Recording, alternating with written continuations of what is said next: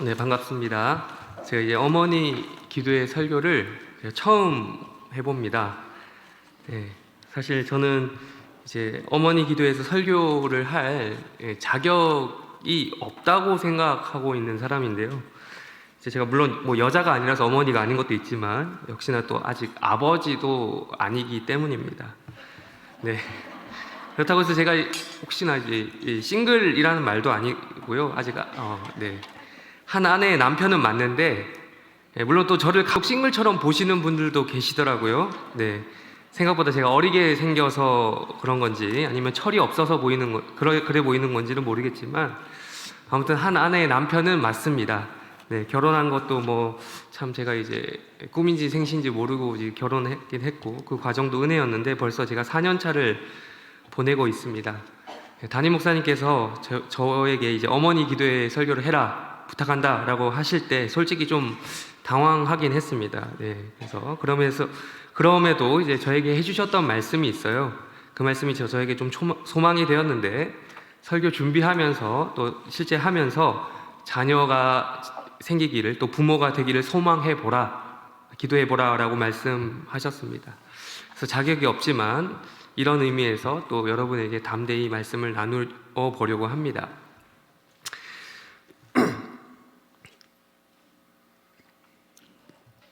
네, 우리는 지난주 주일 5월 8일을 어버이 주일로 지켰습니다. 딱 그날 이제 5월 8일이 어버이날이기도 했고요. 어버이 주일이기도 했습니다. 제대로 겹쳤죠. 제대로. 어버이라는 말은 아버지와 어머니를 합쳐서 부르는 말이죠. 즉 부모를 지칭하는 말입니다. 어버이날은 아버지, 어머니, 부모 모두를 생각하는 날입니다. 그런데 이제 미국 같은 경우는 오늘 제가 설교 제목에서 이렇게 띄워놨듯이 미국 같은 경우는 아버지의 날과 어머니의 날 따로 지정해서 지키고 있더라고요. Mother's Day라고 해서 어머니의 날을 지키는데 올해 2022년에는 또 똑같았어요. 우리랑 지난 5월 8일 우리가 어버이날을 지키는 날과 동일하게 있었습니다.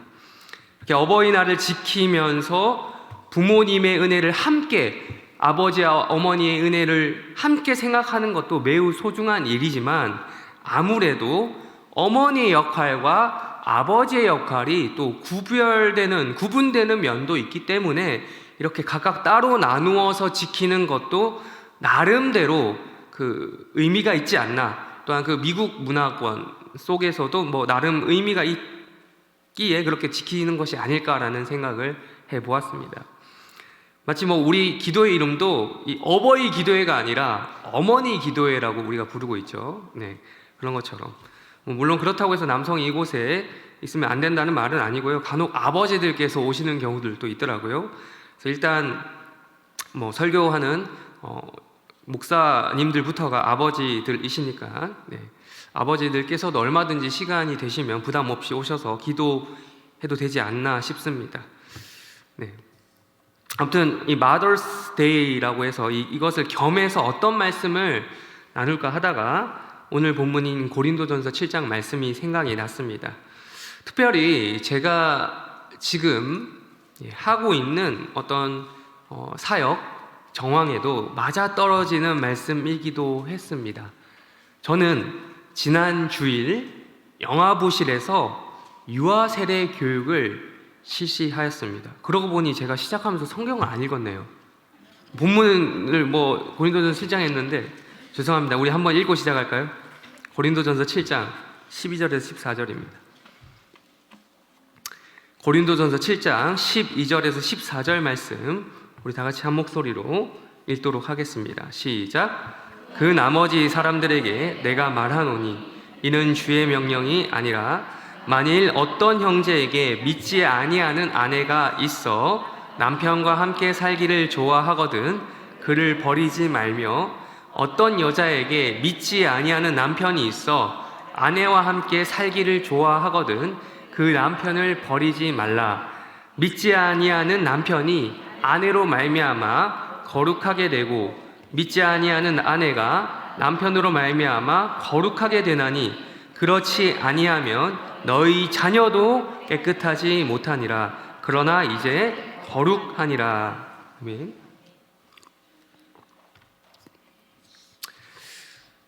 네. 그래서 제가 지금 고린도전서 7장 이 말씀이 생각이 난 이유가 이제 지금 제가 하고 있는 유아 세례 교육을 실시하다가 이 말씀이 또 이제 같이 연계가 되어 있거든요. 그래서 생각이 났습니다. 원래 이제 이 세례 교육이라고 하는 것이 최소 4주간에 걸쳐서 실시를 하고 있죠. 그런데 이제 유아 세례 교육 같은 경우는 좀 상황이 워낙 특출나서 어쩔 수 없이 단 한 번에 끝내야 됩니다. 아이들이 이리저리 뛰어다니고 막 울고불고 하면 정말 정신이 없습니다. 그렇게 혹시 지금 키우고 계신 부모님들 참 존경합니다. 그리고 이미 그렇게 수차례 그렇게 키우셨던 부모님들 정말 더욱더 존경합니다. 정말 내 자식이어도 감당이 안 될 것 같다라는 생각을 지난주에 매번 했지만 또 그런 생각을 했습니다. 감당이 안 될 것 같다. 아무튼 이 유아 세례 교육을 하는데요. 그 유아 세례 교육을 하게 되면 세례 문답서 거기에 보면 유아 세례를 받을 수 있는 자격에 이렇게 나와 있습니다. 우리 한번 방송실에서 띄워주실까요? 네. 제가 질문을 하면 대답해 주시기 바랍니다. 이렇게 나와 있습니다. 유아 세례를 받을 수 있는 자는 누구입니까?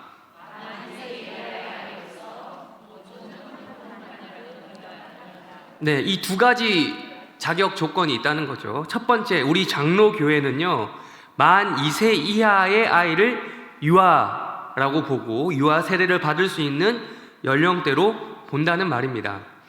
그리고 두 번째죠. 이 두 번째를 지금 이야기하려고 하는데요. 이 두 번째, 부모 중 누구만이라도요, 한 편만이라도 믿어야 된다라는 말이.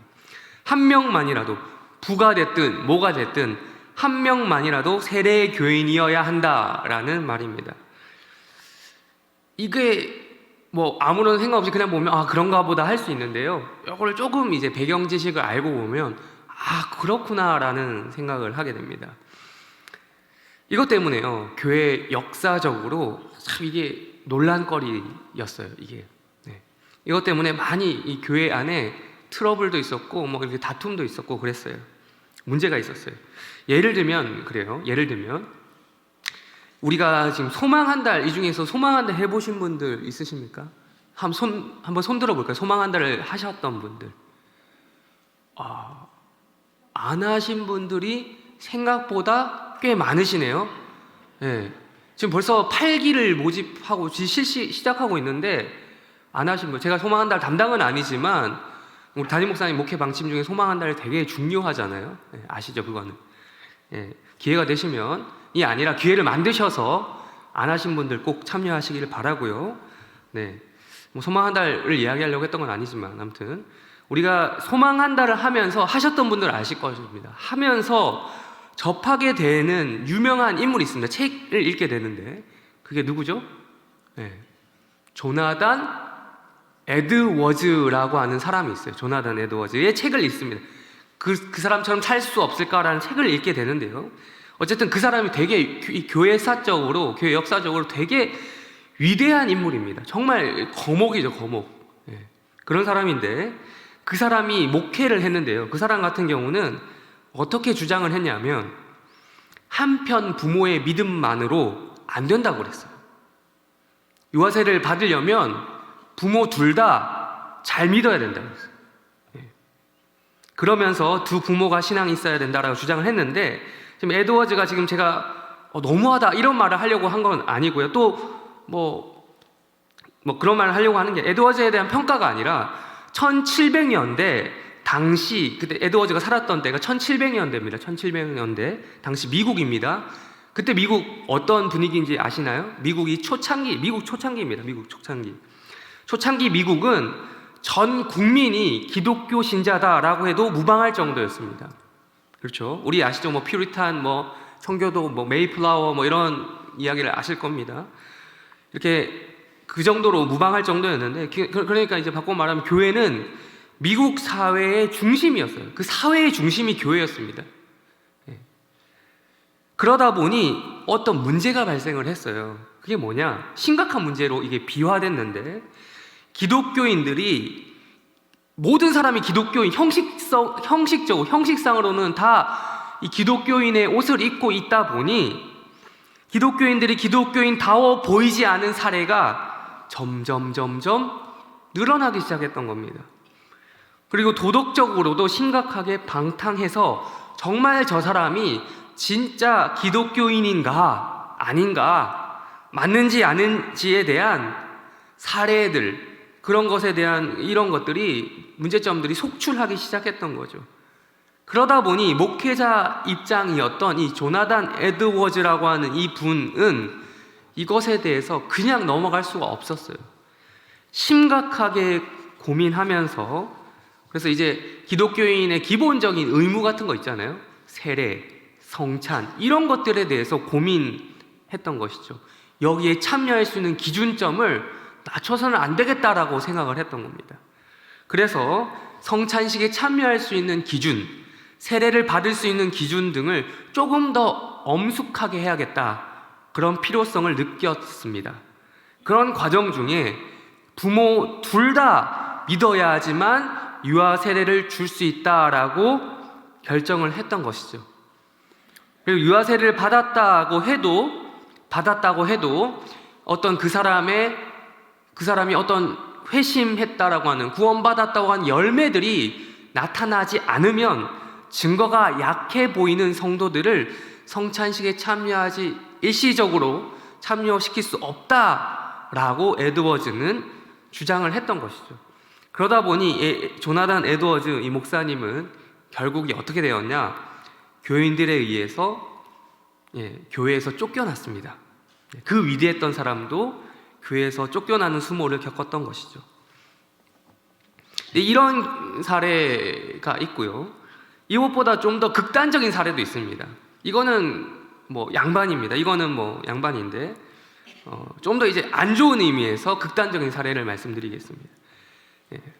또 이렇게 이야기하면 또 오해하실 수는 있는데, 그게 지금 이 얘기하는 게 무조건 나쁘다는 의미는 아닙니다. 이제 침례교단을 이야기하려고 합니다. 침례교가 제가 무조건 나쁘다고 하는 건 아닙니다. 이 침례교단 같은 경우는 어떠냐면 유아 세례를 안 줍니다. 아시는 분들 아시죠? 유아 세례를 주지 않습니다. 주지 않을 뿐더러 유아 세례의 개념 자체가 없습니다. 여기는 세례는 스스로 자기가 신앙 고백할 수 있어야 받을 수 있다라고 이야기를 해요. 침례교는. 그래서 세례라는 말도 안 쓰죠. 그래서 무슨 교라고 합니까? 침례교죠. 침례교. 무조건 침례입니다. 침례식을 하는 거죠. 실제로 물속으로 깊이 잠겨 들어가는 게 침례식이죠. 나를 잡습니다. 나를 잡아서 뭐 교회 내 어떤 좀 침례교 중에서도 좀 교회 중에서도 좀 금전적으로 여유가 있는, 재정적으로 여유가 있는 교회 같은 경우는 아예 침례탕을 교회 안에 만들더라고요. 침례탕을 에서 하던 경우도 있고, 아니면 나를 잡아서 강이나 바닷가로 가서 침례식을 합니다. 여러분 보신 적 있나요? 그런 것들을 이제 요즘에도 유튜브나 이런 걸 통해서도 충분히 직접 가서 보지 않더라도 볼 수 있는 방식이 많습니다. 침례식을 합니다. 이걸 하게 되면 가시적인 효과가 매우 큽니다. 그래서 침례를 직접 받는 성도나 침례식을 보는 성도들 모두에게 참 큰 은혜가 있습니다. 그것은 부정할 수 없습니다. 근데 지금 제가 세례냐 침례냐 이걸 다루기에는 별도의 시간이 또 들어갈 것 같고, 이 시간에 집중하기에는 목적도 맞지 않아서 더 이상 이야기를 하지 않고요. 아무튼 이 침례교단은 유아 세례를 주지 않습니다. 아까 말씀드렸듯이 내 신앙 고백이 그 아이의 신앙 고백이 아니다라는 거죠. 그런 이유에서. 그렇다면 여기서 고민이 생깁니다. 유아에게는 왜 세례를 주지 않는 걸까? 그럼 유아에게는 또 왜 세례를 주어야 할까? 우리 입장에서 그런 거예요. 이 유아는 세례를 줄 수 있고 받을 수 있다는 거예요. 왜? 유아도 한 명의 사람이기 때문에. 유아도 한 명의 말을, 자기 의사 표현이 안 될 뿐이지 이 아이도 한 명의 분명한 인격체인 거예요. 그러니 이 아이에게도 세례를 받을 자격이 있다라는 겁니다. 유아는 사람이라는 거예요. 유아는 사람도 아니냐? 아니요, 사람이라는 거예요. 꼭 구원이라는 것이 신앙 고백을 할 수 있는 나이에서만 주어지는, 그때부터 시작되는 겁니까? 구원이라는 게요. 물론 그렇기 때문에 이 침례교회의 구성원들의 뜨거운 면이 있습니다. 침례교회에 가면 뜨거운 그런 경우를 우리가 많이 봐요. 침례교회에 가면 그 구성원들이 뜨거운 신앙 고백을 있어요. 분명히 있습니다. 그런 것들을 우리가 본받아야 될 점이 있습니다만, 그러한 뜨거운 신앙 고백을, 자기 고백을 할 수 없다고 하는 유아들은 구원의 혜택을 누릴 수 없다는 말일까요? 그런 존재들입니까? 그건 아니라는 거죠. 유아도 분명히 하나님의 백성이 될 자격이 있다. 또 그래야 된다라는 겁니다. 우리 장로교 교리에서 구원에 대해서 이야기할 때, 논할 때 가장 핵심적인 것, 그리고 뭐 또 다르게 말하면 가장 도드라지는 것, 가장 독특하다고 할 수 있는 그 교리가 무엇인지 압니까, 여러분? 네, 장로교회 오래 다니셨으니까 이야기해 보시죠. 뭐죠? 그렇죠. 정말 정확하게 대답을 얘기해 주셨습니다. 만세전에, 창세전에 우리의 구원이 어떻게 되어 있다? 예정되어 있다, 작정되어 있다는 겁니다. 아니, 이건 뭐 꼭 구원에 관한 이야기가 아니죠. 구원뿐만 아니라 하나님의 주권에 대해서 논할 때에도 가장 핵심적이고 가장 도드라지며 가장 독특한 교리이기도 합니다. 바로 예정 교리입니다. 하나님께서 모든 것을 예정하시고 작정하셨다.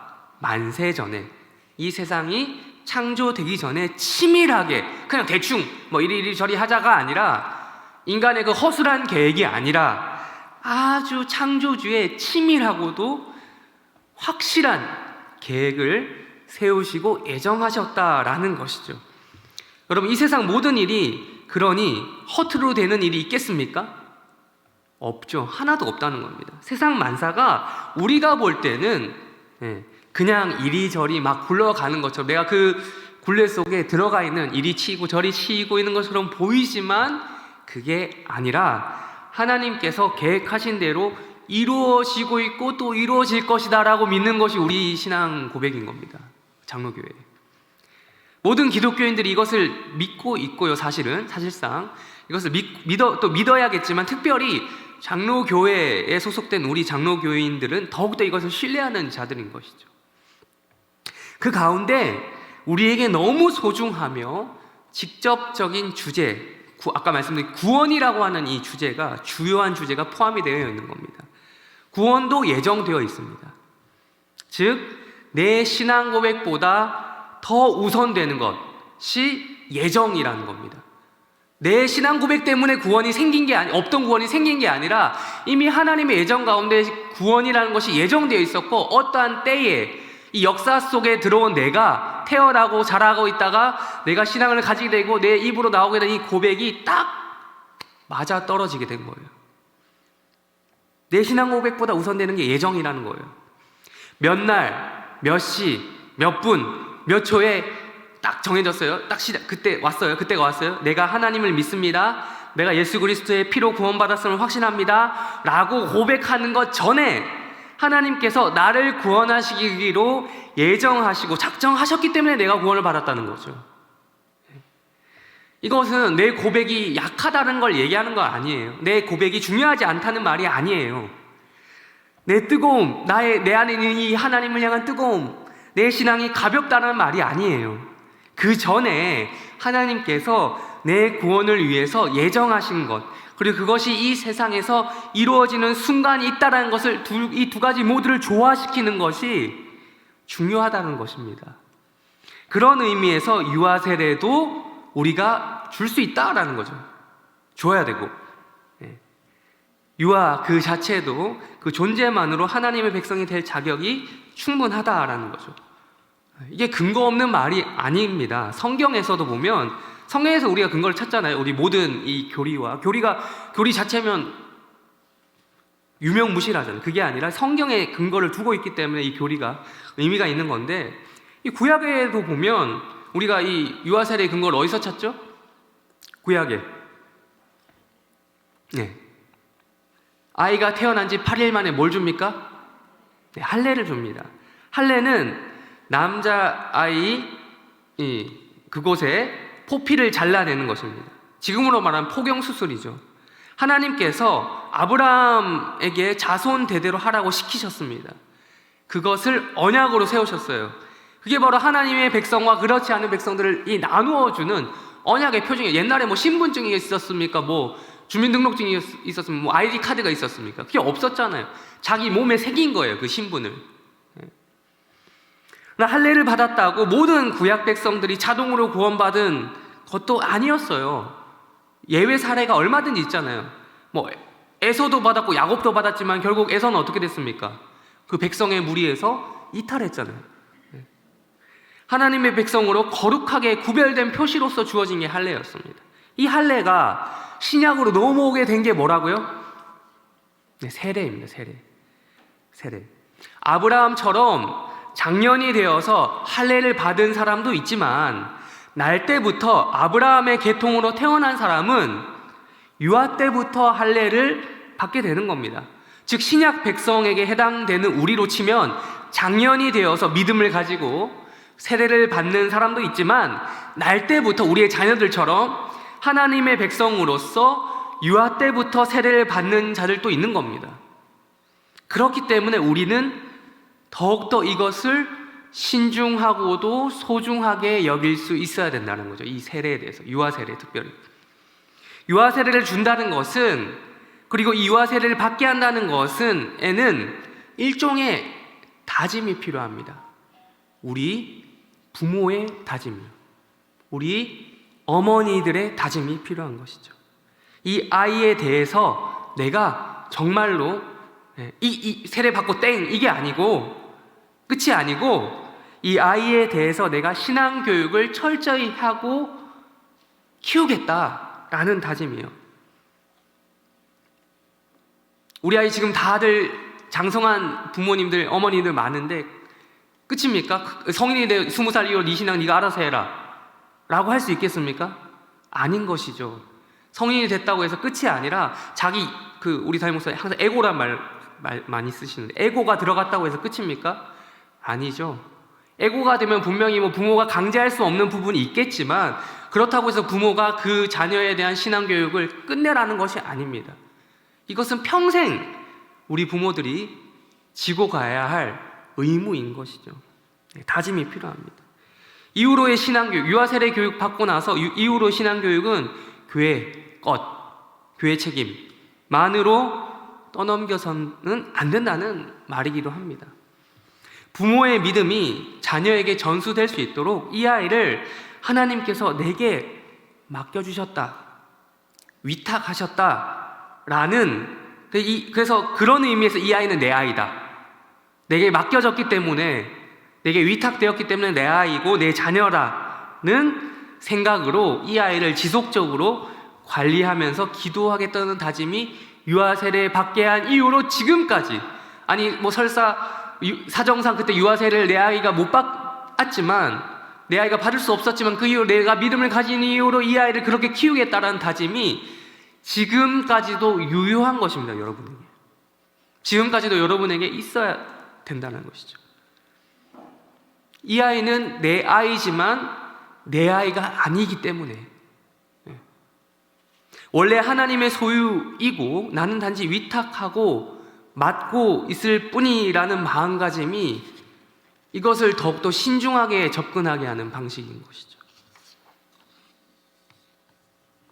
이게 이 아이가 만약에 내 거다, 그냥 내 거다, 내 소유다 라고 생각을 하게 되면 아무래도 하나님 뜻보다는 누구의 뜻대로 할 가능성이 크겠습니까? 내 뜻대로, 내 마음대로 아이를 양육하게 됩니다. 그러나 그게 아니라는 것이죠. 내 것이지만 나는 대리다, 나는 대리로 위임받아서 이 아이를 맡고 있다라는 마음을 가져야 합니다. 또 내 것처럼 여러분 간혹 키워보실 때도 있잖아요. 그렇게 보시면 그 아이가 또 내 뜻대로 되는 것도 아니잖아요. 여러분 잘 아시리라 생각을 합니다. 자, 지금 이렇게 구구절절 유아 세례로부터 시작해서 이렇게 이야기를 했지만 여러분도 느끼셨을 겁니다. 이게 단지 유아 세례 그 교육 내용만 말하고 있다는 것이 아니라는 것을 여러분들께서 아셨을 것입니다. 현재 유아들을 자녀로 두신 분들에게만 하는 게 아니다라는 거죠. 자녀가 있는 모든 부모들, 어머니들에게 드리는 말씀입니다. 이런 말이 있더라고요. 아이들이 장성해서 커서 또 그 아이가 자식을 낳고 즉 손주가 생기고 해도 여전히 내 아들은 아들 같더라, 딸은 딸 같더라, 딸은 딸로 보이고 아들은 아들로 보이더라 라는 것이 부모님이라고 하더라고요. 나이 50 먹은 자녀, 심지어 60 먹은 자녀도 여전히 챙겨주고 싶은 것이 부모님이라고 하더라고요. 저희 부모님도 제가 40이 다 되어 가는데 여전히 연락이 20대 때, 10대 때 하던 걱정을 똑같이 매일 저희 아버지가 매일 카톡을 보내십니다. 성진아, 요즘에도 게임을 하니 게임을 좀 줄여라. 네, 요즘에도 가끔씩 하거든요. 뜨끔뜨끔 합니다. 네. 계속. 근데 그게 전혀 근거 없는 말이 아니라 어릴 때 그런 모습을 많이 보여드렸기 때문에 지금도 하시는 걱정인데 지금도 그러고 있기 때문에 아니다라고 할 수 없는 저의 현실이 있습니다. 그런 의미에서 우리 부모님께는 평생 동안 자녀 양육에 책임이 있는 것이죠. 특별히 지금 여기서 이야기하고자 하는 것은 신앙 양육이지. 워낙 오래된 내용이라 여러분께서 내용을 기억하실지 모르겠지만 유아 세례 문답도 한번 해보도록 할게요. 유아 세례 문답. 대답은 어떻게 해야 되는지 아시겠죠? 제가 한번 질문하겠습니다. 그대는 이 아이를 예수 그리스도의 피로 씻음과 성령의 새롭게 하는 은혜의 필요를 인식하느뇨? 민망하시죠? 되게 옛날에 했다거나 혹은 뭐 진짜 기억이 안 나 이런 내용인데 2번 묻습니다. 2번 질문합니다. 그대는 이 아이를 위하여 하나님의 언약의 허락을 앙모하며 자신의 구원을 위하여 힘쓰는 것과 같이 이 아이로 주 예수 그리스도를 신뢰함으로 구원 얻을 줄을 믿느뇨? 그대는 지금 완전히 이 아이를 하나님께 바치며 겸손한 마음으로 하나님의 은혜를 의지하며 친히 경건한 본분을 이 아이에게 보이기를 힘쓰며 이 아이를 위하여 기도하며 이 아이와 함께 기도하며 우리 거룩한 종교의 도리를 가르치며 하나님의 지시하신 모든 기관에서 힘쓰며 이 아이를 주의 양육과 교훈에서 자라게 하시기를 서약하느뇨? 제가 힘들게 읽은 건 전데 여러분들이 대답을 더 힘들어하는 것 같아요. 당연하게도 이 대답은 다 냅니다. 정말 옛날에 여러분들이 대답하셨을 수도 있고 혹은 뭐 사정이 안 돼서 못 하셨을 수도 있는데요. 이게 과거형이 아니라 현재형이 되어야 된다는 거예요. 지금도 여러분이 부모로서, 어머니로서요. 대답하기는 되게 쉬워요. 네 한마디면 됩니다. 쉬운데 이 내용을 조금만 생각해 보면 정말 이 대답이라 네라고 나오기까지 이게 얼마나 묵직한가 라는 것을 알 수 있어요. 아까 말씀드렸다시피 이것은 한마디로 하면 이 아이가 유아 세례를 받긴 하겠지만 거기서 끝이 아니라는 말입니다.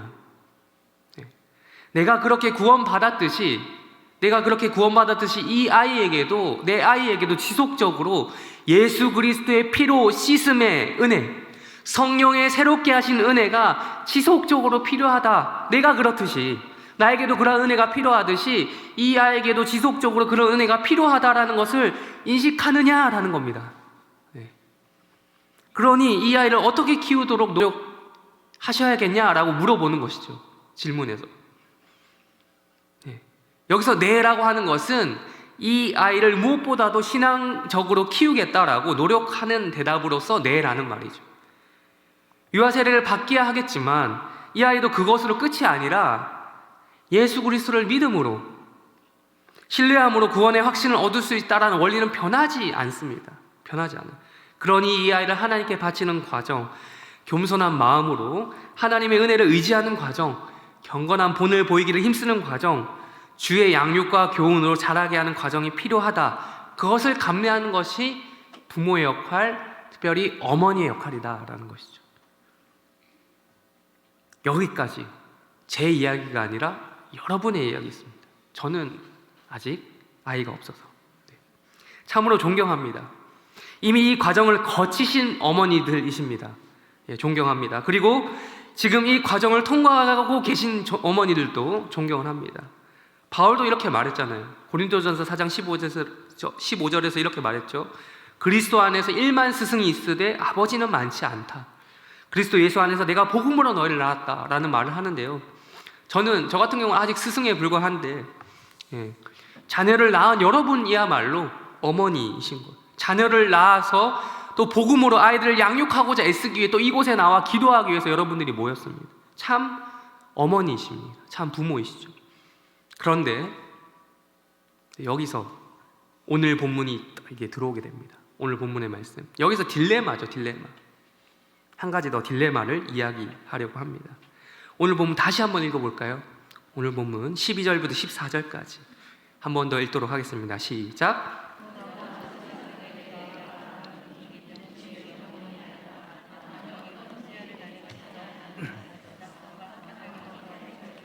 버리지 말며 어떤 여자에게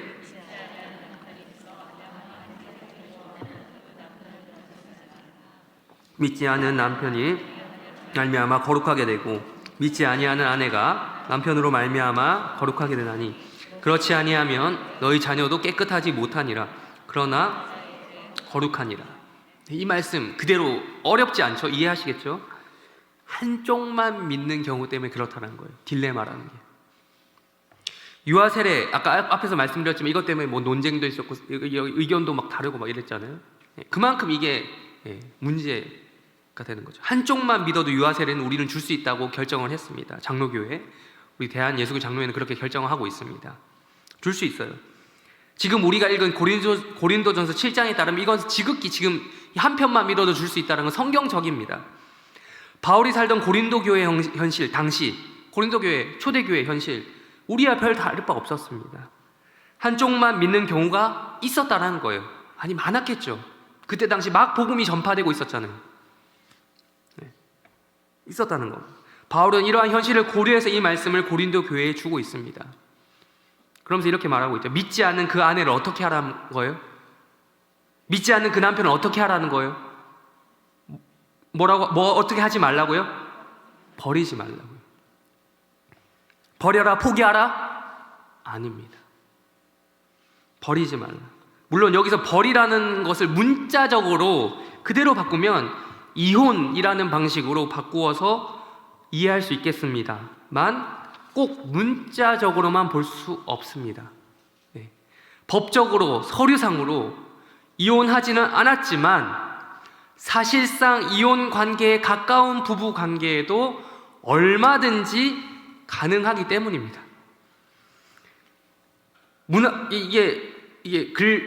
글을 쓴 거죠. 바울이 편지. 문학적으로 버렸다라는 표현이 얼마든지 가능한 거예요. 심정적으로 버리지 말라라는 것이 포함되는 말이라죠. 그러니 성경 말씀에 따르면 이런 겁니다. 믿지 않는 그 남편, 심지어 교회도 다니는데 교회는 다니지만 사실상 불신자에 가까운 그 남편을 버리지 말라는 거예요. 포기하지 말라는 거예요. 서류상일 뿐만 아니라 심정적으로도 버리지 말라는 거예요. 이것이 바울이 이 고린도 교회에 보내는 메시지였고요. 제가 이 말씀을 통해서 유아세례 교육뿐만 아니라 지금 이 마더스데이를 지나며 어버이 주일을 지나며 이 어머니 기도에 참석한 여러분들에게 드리고 싶은 말씀인 것이죠.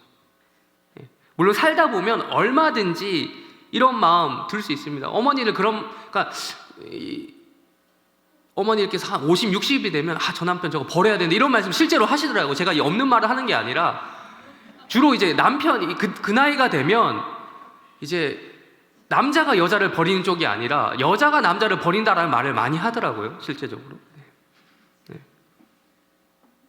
근데 이게 아니라는 거죠. 살다 보면 얼마든지 그런 마음이 수백 번도 더 들 수 있겠지만 그러지 말라는 게 바울의 이 가르침인 거예요. 또 바울이 지금 14절에서 이야기하듯이 또 자식을 지금 부부 관계에 자녀를 또 끌어들이고 있거든요. 14절만 한번 다시 읽어볼까요?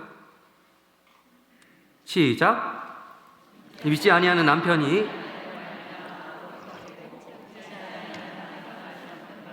거룩하게 되나니 그렇지 아니하면 깨끗하지 못하니라. 그러나 이제 거룩하니.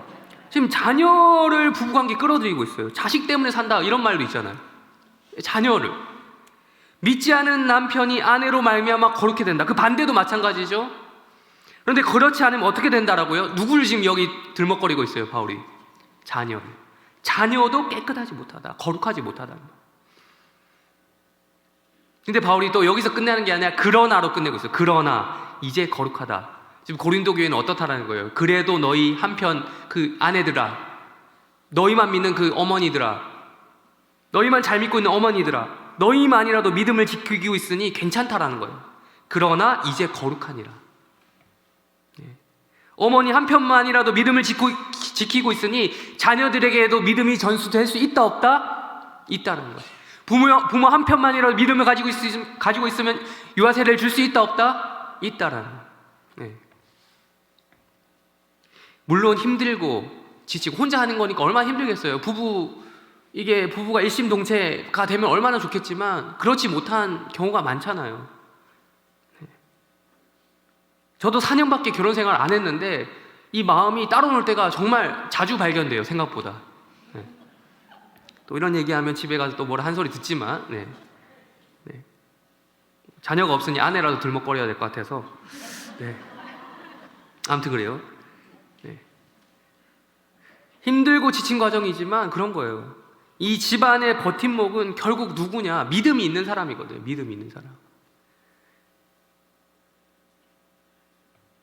세상에서는 뭐 그래요. 부부의 세계니 사랑과 전쟁이니 뭐니 하면서 조금 이게 틀어지면 다른 대안을 그런 식으로 찾더라고요. 네. 뭐 이런 대사도 명대사. 보신 분은 알겠지만 사랑에 빠진 것이 죄는 아니잖아. 이 말만 놓고 보면 틀린 말은 아니죠. 그게 이제 남의 부인이라서 문제지. 네. 세상은 그래도 된다고 하는데 성경은 여기에 거룩이라고 하는 방식을 제안하는 거예요. 거룩. 지금 우리 14절 읽어요. 거룩이라고 하는 방식을 제안합니다. 세상이 모르는 되게 독특한 방식이죠. 세상은 뭐 그냥 이혼해, 아니 불륜해, 아니면 그냥 마음 닫고 그냥 법적으로 이혼 안 하더라도 마음 닫고 살아. 이렇게 이야기하지만 성경은 여기에 거룩이라고 하는 독특한 방식을 제안한다는 거예요. 버리지 말라. 물리적으로, 서류상으로, 법적으로 뿐만 아니라 심리적으로, 심정적으로도 마음으로도 버리지 말라는 거예요. 참 이게 쉽지 않아요. 포기하지 말라. 이 말은 그 바꿔 말하면 기도하라는 말 아니겠습니까? 내가 안 되니 내 마음으로는 이 사람 버릴 수밖에 없는데, 내 마음으로 이 사람 정말 포기할 수밖에 없는데 내 힘으로 안 되니 어떻게 하라는 겁니까? 기도하라는 거예요. 남편을 위해서, 그리고 내 믿음만으로도 세례 받는 게 가능했던 그 아이를 위해서 지속적으로 계속 기도하라는 거죠. 힘들고 지치겠지만 그렇게 쓰러져 있다 하더라도 언제든 다시 일어나서 우리의 진정한 남편 되시고 우리의 진정한 아버지 되시는 하나님께 나오라는 거예요. 하나님께 엎드리고 기도하라며 하시는 거예요. 그러면 하나님께서 참 아버지신, 참 남편 되시는 그 하나님께서 그 기도를 받아주실 거라는 것이죠. 유일하게 믿음을 지키고 있는 사람이 이 가정에 나밖에 없어 라고 할지라도 당신의 그 하소연을 들어주실 분이 계시다라는 거예요. 그분이 하나님이시라는 거죠. 그렇게 되면 당신의 그 믿음으로 인해서 이 14절에서 이야기하는 것처럼 당신의 남편이 거룩하게 될 것입니다. 또한 당신의 그 믿음으로 인해서 당신의 자녀가 거룩하게 될 것입니다. 당신이 먼저 하나님의 그 거룩한 딸로서, 믿음의 딸이 될 딸로서 역할을 하면 된다는 것이죠. 하나님께 부르짖고 기도하면 된다라는 것이죠. 말씀을 정리하겠습니다. 여러분 지난 5월 8일 날 격려 많이 위로 많이 받으셨습니까? 어버이날 혹은 어머니로서 또 혹은 또 위로해드리고 격려해드리셨습니까? 그러나 이제 또 생각을 해보면요, 그렇더라고요. 그날이 정해져 있다라는 거는 그만큼 그렇지 못한 날이 많다는 반증이기도 한 것 같아요. 그날이 아닌 다른 날 364일 동안 어머니가 해야 할 일과 수고가 그만큼 많다는 말입니다. 잠깐 위로와 격려를 받으셨다면 또 이제 364일을 그 위로와 격려가 없다 할지라도 달려야 한다는 거예요. 당신의, 여러분의 남편을 위해서, 당신의, 여러분의 자녀를 위해서, 그들의 거룩함을 위해서 달려야 한다는 거죠. 본인 한편만 믿음이 있다 하더라도 그렇게 자녀를 믿음으로 양육하며 가정을 돌보아야 한다는 거예요. 아까도 말씀드렸지만 제가 아직 아빠도 되어보지 못해서 많이 부족한데 제가 이렇게 말씀을 전하였는데요. 하지만 저희 어머니만큼 제가 좀 안다라고 할 수 있습니다. 저희 어머니 생각하면 참 짠한 마음이 있어요. 과거에 참 제가 집 떠나기 전까지 불효자식처럼 은혜도 모르고 살았는데 인생을 조금 더 살아보니 알겠더라고요. 우리 어머니가 정말 많은 수고, 고생으로 저와 동생을 양육하시며 또 한 남자의 아내로서 또 아버지의 또 사역을 도우시며 가정을 실질적으로 세우셨다라는 것들을 가면 갈수록 좀 진하게 느끼는 것 같습니다. 진하게. 네. 그래서 어머니 역할이 정말 중요하고 소중했다라는 생각을 많이 하고요. 결정적인 순간에 어머니가 무너졌다면 정말 이 가정이 어떻게 됐을까라는 생각을 가끔씩 하기도 하고요. 아무튼 이렇게 해림교회 어머니 기도회에 기도하러 나오신 모든 어머니들을 지금 이게 격려하며 응원하는 메시지였는지는 모르겠지만 저도 확신이 없지만 어제 그렇게 응원하면서 설교를 마치도록 하겠습니다. 다 같이 찬양 부르고 기도를 좀 하려고 합니다. 찬양. 너는 내 아들이라인데요. 오늘 좀 바꿔볼까요? 너는 내 딸이라. 여러분 딸들이 많으시니까 너는 뭐라고 불러요? 너는 내 따님이라. 하여튼 네, 알아서 부르세요. 네, 알아서 바꿔서 부르세요. 네, 한번 찬양 부르겠습니다.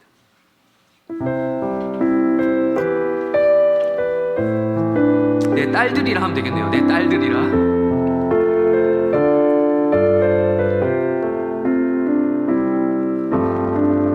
힘들고 지쳐 낭망하고 넘어져 일어나리 전혀 없을 때에 조용히 다가와 손 잡아주시며 나에게 말씀하시네. 나에게 실망하며 내 자신 연약해 고통 속에 눈물 흘릴 때에 못자국 난 그 손길 눈물 닦아주시며 나에게 말씀하시네. 힘들고 지쳐 한 번 더 부르겠습니다.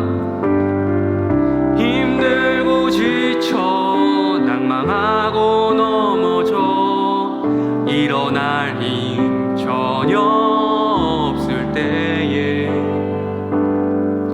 조용히 다가와 손 잡아주시며 나에게 말씀하시네.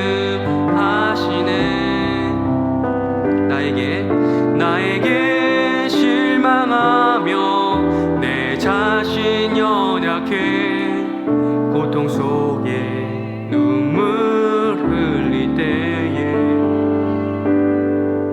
못자국 난 그 손길 눈물 닦아주시며 나에게 말씀하시네. 너는 내 딸들이라. 너는 내 딸들이라. 오늘날 내가 너를 놔두다. 너는 내 딸들이라.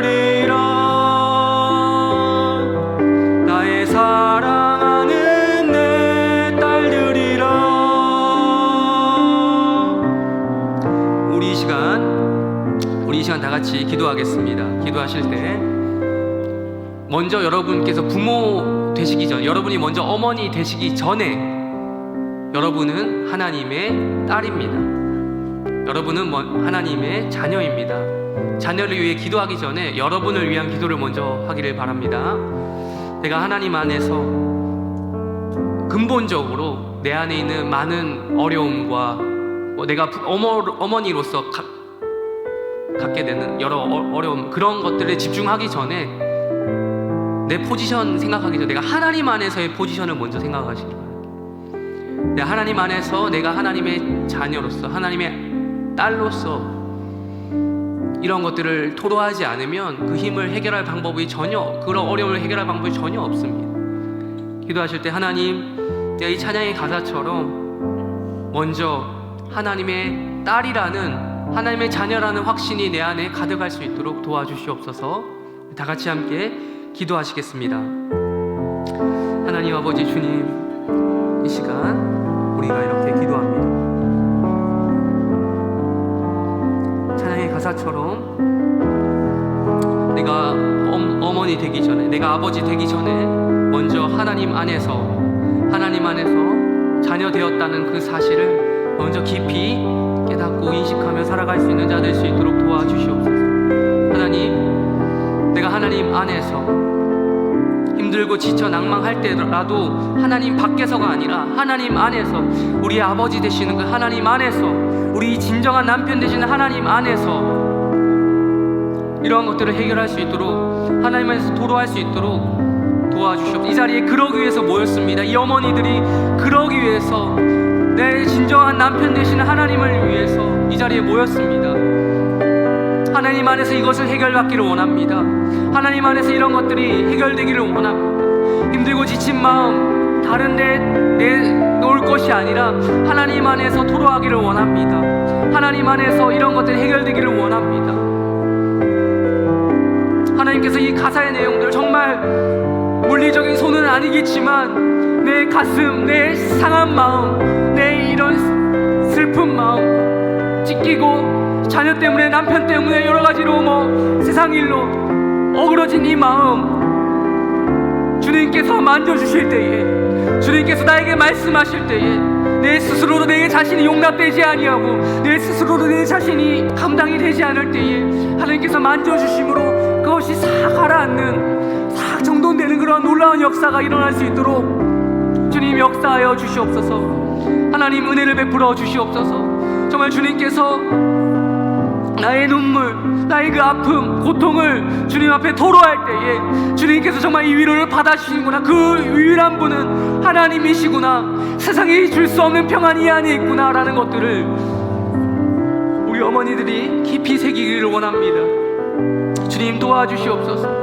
정말 주님께서 함께하여 주시고 언제나 우리가 주님 안에서 하나님의 자녀라는 그 확신이 이 기도의 시간을 통해서 이 자리에 나왔을 때에 찬양하며 너 말씀 듣고 기도할 때에 정말 이 간단한 예배 원리 가운데서 이런 것들이 드러날 수 있도록 우리 마음을 붙잡아 주시옵소서. 주님 은혜를 베풀어 주시고 우리 안에 역사하여 주시옵소서. 주님 역사하여 주시옵소서. 은혜를 베풀어 주시옵소서.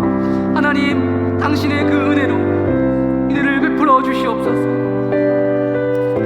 이 아이들 향한 이야기를 기도하기 전에 내 기도를 먼저 하기를 원하오니 주여, 내 상한 마음, 내 아픈 마음 깊이 어루만져 주시고 그러한 기도의 시간이 될 수 있도록 도와주시옵소서. 이 어머니들의 기도를 받아주시고 이 아내들의 기도를 받아주셔서 하나님께서, 정말 주님께서 이들의 마음을 참으로 깊이 위로하여 다가가 주심으로 역사하시는 놀라운 역사가 일어나기를 소망합니다. 주님 은혜를 베풀어 주시옵소서.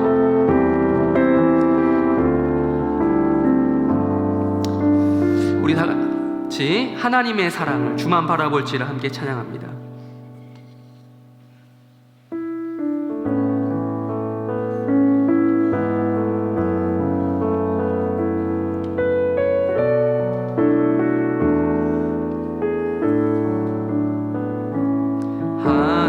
하나님의 사랑을 사모 하나님의 평안을 바라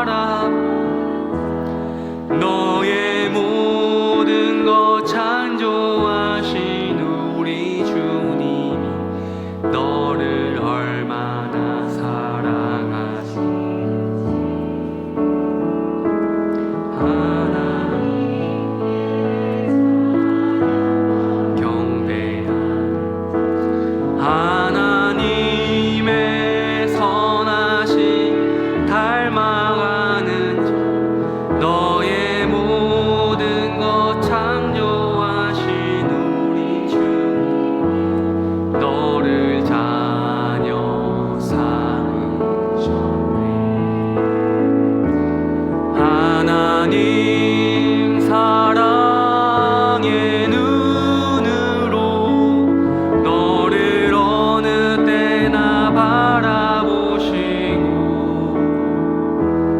하나님인 자 한 귀로서 언제나 너에게 기울이시니 어두움에 밝은 빛을 비춰주시고 작은 신음에도 응답하시니 너는 어느 곳에 있든지 주를 향하고 주만 바라볼지라. 우리 시간 한번 기도하고 또 찬양 한번 똑같은 찬양 또 부를 건데요. 먼저 여러분 기도할 때 수고가 많으신 어머니들, 여러분들을 기억하며 또 기도하도록 합니다. 저희 어머니뿐만 아니라 여러분 모든 어머니들께서는 정말 존경받아 마땅하고 그렇습니다. 존중받아 마땅합니다. 근데 오늘 이 말씀에서 이야기하는 것처럼 여러분에게는 의무가 부과되어 있어요. 여러분 한편만 나만 이 가정에서 믿음이 강한 것 같다, 혹은 뭐 그런 유사한 상황이 올 때 있지 않습니까? 그런데 여러분에게 그런 의무가 있는 거예요. 꼭 남자에게만 이런 의무가 있는 것은 아니더라고요.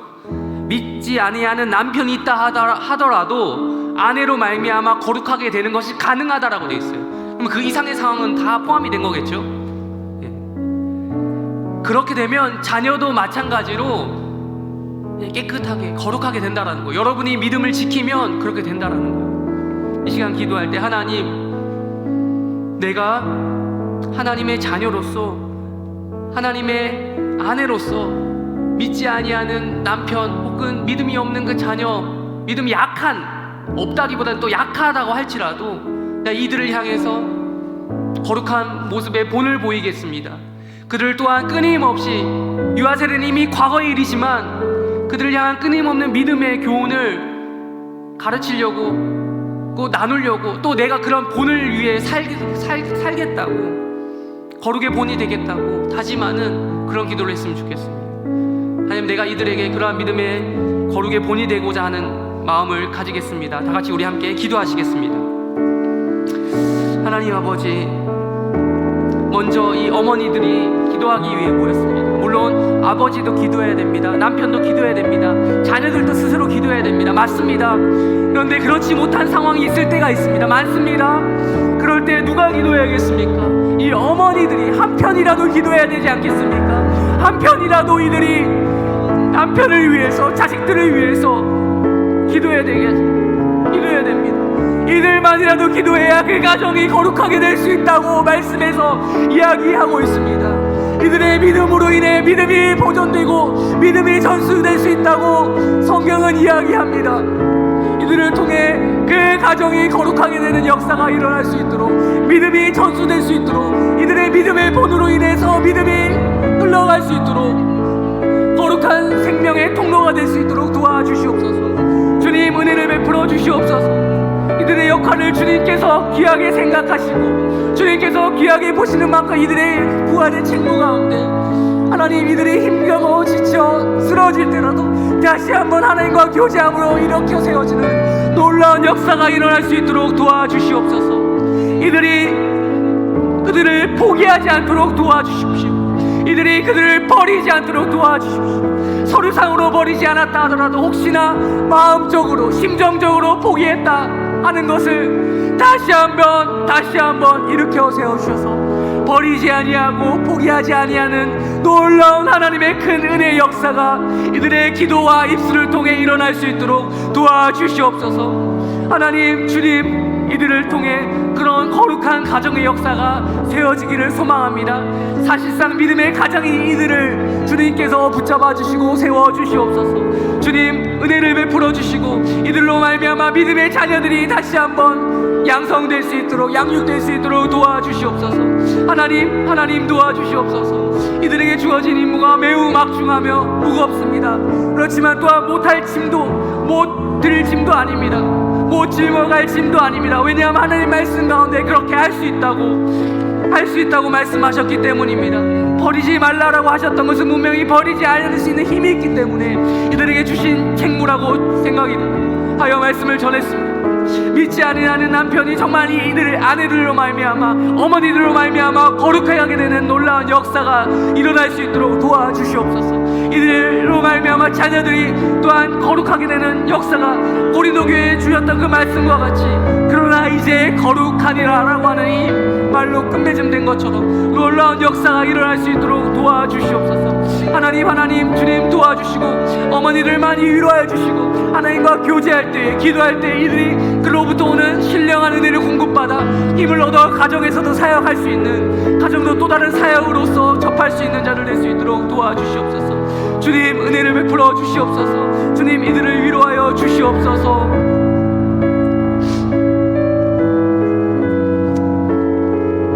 다시 한번 부릅니다. 하나님의 사랑을.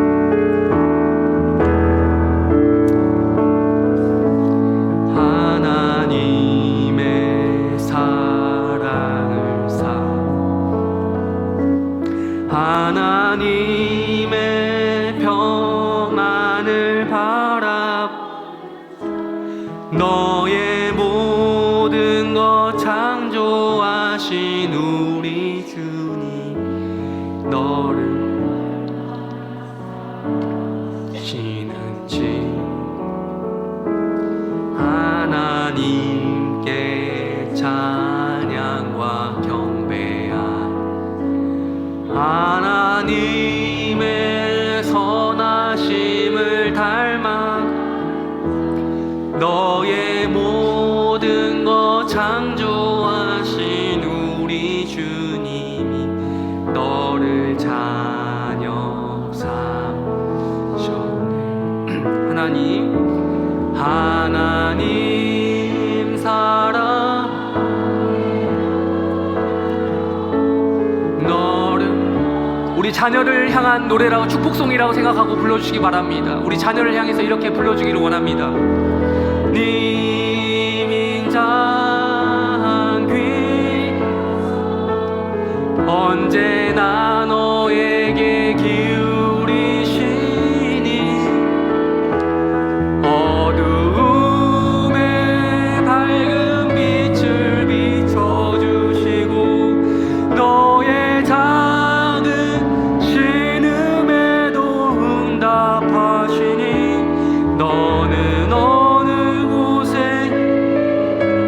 주를 향하고 주만 바라. 하나님 사랑의 눈으로 다시 한번 부릅니다. 하나님 사랑의 눈으로 너를 어느 때나 바라보시고 하나님 인자한 귀로서 언제나 너에게 기울이시니 어두움에 밝은 빛을 비춰주시고 너의 작은 신음에도 응답하시니 너는 어느 곳에 향하고 주만 바라볼지라. 주만 바라볼지라.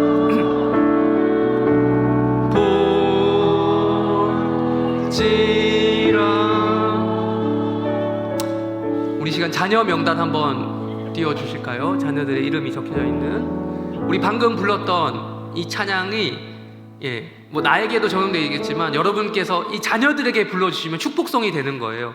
이 가사의 내용 또 기억하시면서요, 우리 자녀들 이름 쫙 보시면서 내 아이, 우리 내 아이뿐만 아니라 우리 주변 동료들의 아이, 동역자들의 아이 보시면서 이러한 은혜가, 이 찬양의 고백이 정말 하나님께서 우리 아이를, 내 아이를 이렇게 사랑하신다, 이렇게 밝은 빛을 어두운 가운데 밝은 빛을 비춰주시고 인자하기로서 언제나 기울이신다, 작은 신음에 응답하시니 너도 기도해라, 내가 너를 위해 기도한다 라는 축복의 메시지를 여러분들께서 전해주시기를 원하며, 또 자녀를 위한 기도를 하는 시간을 가지도록 하겠습니다. 우리 시간 기도할 때 우리 아이들 생각하면서 오늘 말씀 또 기억하며 같이 기도하도록 하겠습니다. 우리 다 같이 함께 기도하시겠습니다. 하나님 아버지, 기도합니다. 우리 자녀들의 이름을 놓고 기도합니다. 이렇게 많은 아이들이 있습니다. 수많은 우리 어머니들만큼 우리 아이들이 있습니다. 각자 다 하나님께서 이 아이들 우리에게 맡겨주셨습니다. 우리 해림교회에게 맡겨주셨습니다.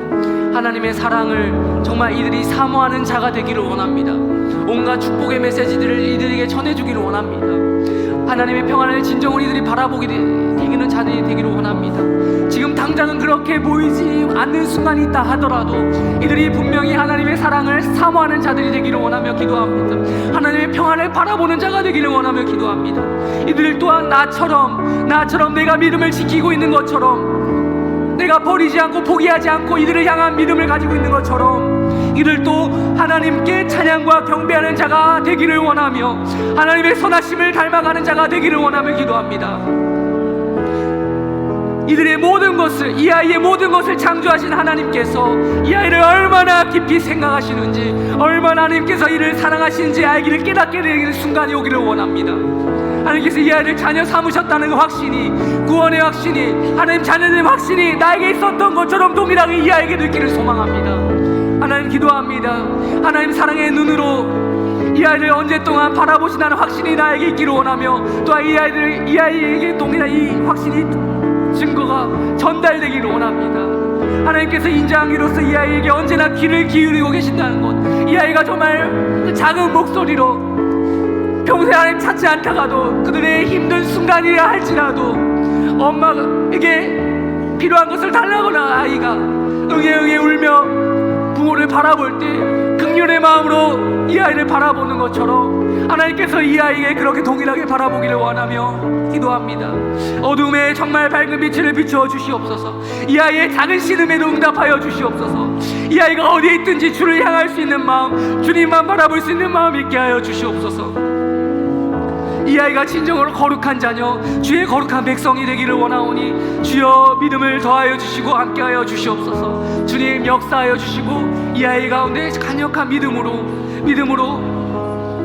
함께하여 주시옵소서. 믿음의 가정에, 믿음의 유산이 이 아이에게도 증거될 수 있도록 이 아이의 앞날이 잘 되기를 원하는데 단 믿음 안에서 잘 되기를 원하며 주님께서 역사하시는 많은 은혜를 누리기를 소망하며 그런 부모들 될 수 있도록, 그런 어머니 될 수 있도록 도와주시옵소서.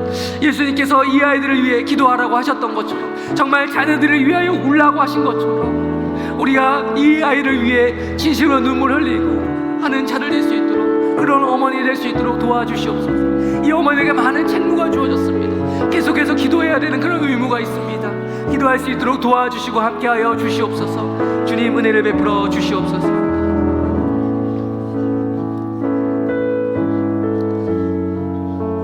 기도를 마무리하겠습니다. 기도하겠습니다. 하나님 아버지, 감사합니다. 이 시간 어머니 기도에 나와서 많은 어머니들이 말씀을 듣고 또 찬양을 하고 또 하나님께 영광을 돌리고 또 자신의 자녀들을 위해, 자기 아이들을 위해, 또 남편을 위해, 가정을 위해 기도했습니다.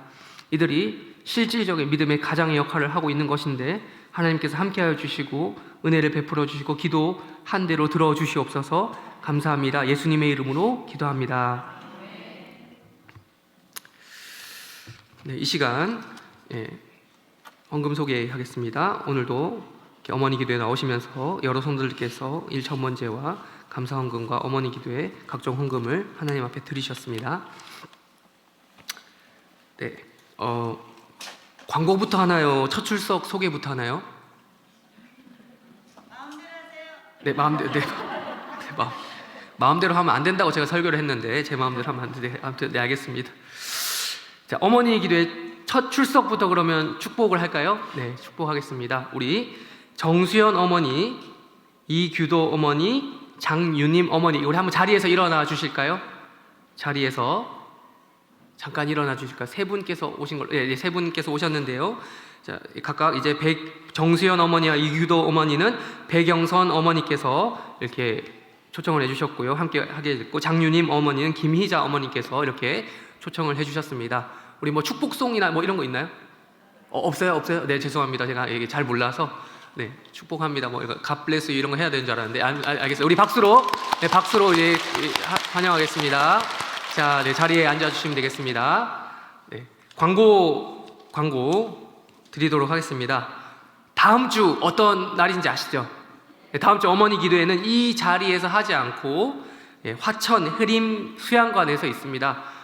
혹시나 정말 사정이 안 되시는 분들을 제외하고 다들 가셨으면 좋겠어요.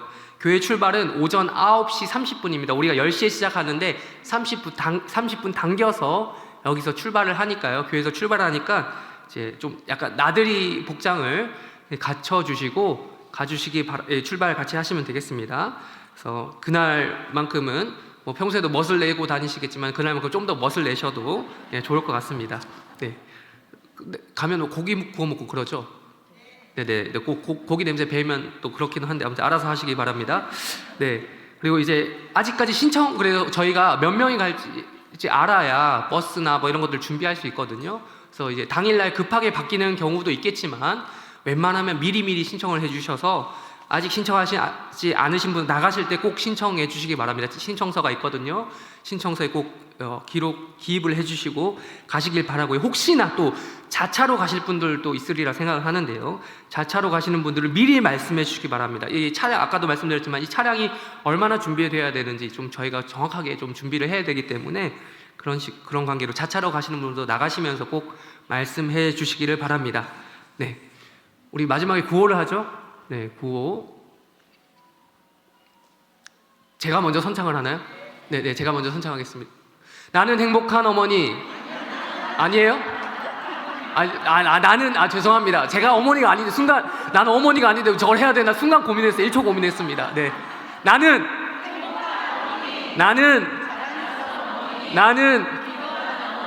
기도하는 나의 자녀는 끝인가요? 네? 광고요? 반복. 기도하는 나의 자녀는 나의 기도는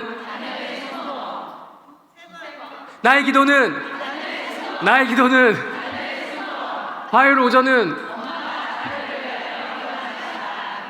임자 자녀 잘 될 거야. 네, 수고하셨습니다.